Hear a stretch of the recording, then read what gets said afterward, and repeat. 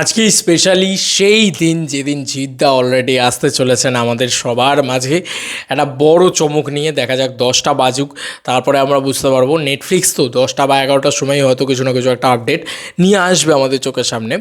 তো এখন আমরা কথা বলবো হচ্ছে খাকি দ্য বেঙ্গল চ্যাপ্টার নিয়ে সেলিব্রেট করছে, মানে দেবদা অলরেডি জিদ্দার নেটফ্লিক্স যাত্রাকে সেলিব্রেট করছে। এই কথাটা বললে কিছু ভুল বলা হবে না বন্ধুরা, এটাই হচ্ছে দুই ভাইয়ের বন্ধুত্ব। কিন্তু আমরা সবসময় ভার্সেস করতে ব্যস্ত। তুমি বলছো দেব ভার্সেস জিৎ, আমি শুনছি দেব অ্যান্ড জিৎ। ব্যাপারটা এটা, বুঝলে তো? তো এটা খুব কম মানুষের ক্ষেত্রে আমরা দেখতে পাই যে জিদ্দার এই মানে সাফল্য, এই যে যাত্রা, সেটাকে কিন্তু আমরা খুব একটা মানে সেলিব্রেট হতে দেখতে পাই না। যে জিদ্দা যাচ্ছেন ইয়েতে, এরকম বিদেশে গিয়ে আর কি এতটা হচ্ছেন, পপুলারিটি পাচ্ছেন, সেইখানে গিয়ে দেখো তুমি মানে এরম লেভেলের আমি সত্যি বলছি, মানে দেবদার মতন বড় সুপারস্টার তিনি কেনই বা সাপোর্ট করবেন ইত্যাদি ইত্যাদি। এই জিনিসগুলো কিন্তু বেশি করে আর কি হয় আমার মনে হয়।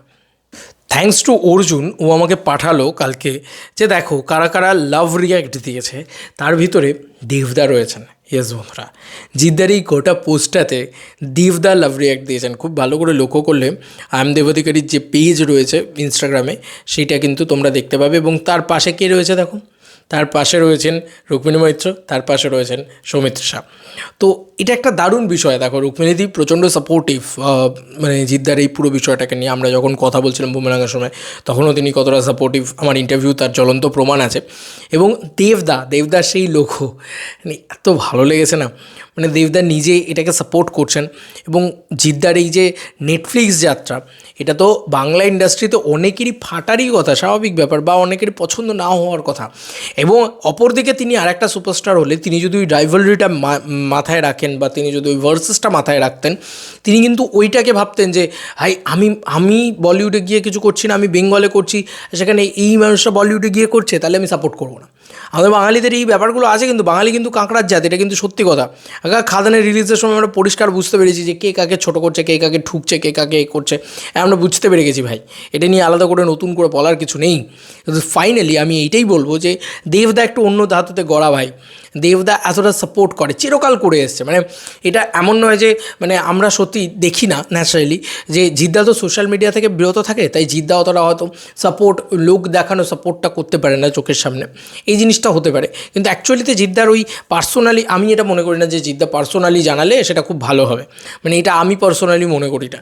আমার মনে হয় যে জিদ্দা যদি জানান, তাহলে জিদ্দার অডিয়েন্সও কিন্তু অ্যাক্টিভ হবে এবং ওই সিনেমাটাকে দেখবে। এবং ওই সিনেমা দেখলে, বাংলা ছবি দেখলে বাংলা ছবির উন্নতি হবে, এবং জিদ্দাও আমাদের বাংলায় এসে আরও বড় করে ছবি করতে পারবেন। ব্যাপারটা এটাই, ইন্ডাস্ট্রি গ্রোথ হবে। তো এই জিনিসটা হয়তো জিদ্দা আমরা সোশ্যাল মিডিয়াতে দেখতে পাই না বলে জিদ্দাকে, সেই কারণে আমরা হয়তো একটু কম পাই আর কি এই সমস্ত বিষয়গুলো। কিন্তু দেবদা অলওয়েজ স্টোরি দেওয়া থেকে শুরু করে, দেখছো তো মানে রঘু ডাকাত নিয়ে কালকে কত খবর ছিল।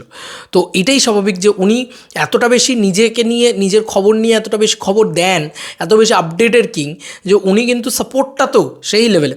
আমার মনে আছে এখনও চেঙ্গিজের সময় প্রতিটা গান নিয়ে টুইট করছে ভাই লোকটা।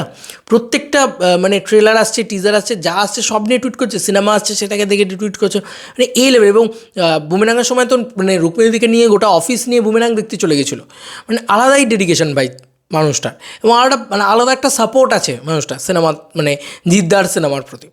এবং সেটাতে কোনো হিংসে নেই, সেটাতে কোনো ভার্সেস নেই। এইটা আমার খুব ভালো লাগে। এবং মানে এইটাই দুই ভাইয়ের কারিশমা। জিদ্দার নেটফ্লিক্স গমনকে দেবদা রীতিমতো সেলিব্রেট করছে। আমার মনে হলো এটা সবার আগে দেখানো উচিত। তোমাদের আর কি মতামত, ইন্টারভিউটাকে নিয়ে জানিও কমেন্ট সেকশনে। চলো বন্ধু, নতুন কোনো ভিডিওতে দেখা হবে, বাই।